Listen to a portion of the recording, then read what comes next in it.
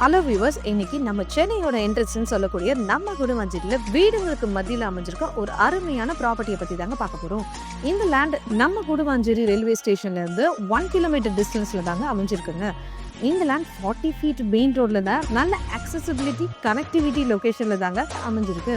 So நீங்கள் இந்த land commercial plus residential எந்த பர்பஸுக்குனாலும் யூஸ் பண்ணிக்கலாங்க. லேண்டோட சைஸ்னால் பார்த்தீங்கன்னா 2400 ஸ்கொயர் ஃபீட்டில் நார்த் ஃபேஸிங்கில் நல்ல ஒரு சூப்பரான லொக்கேஷனில் தாங்க இருக்குங்க.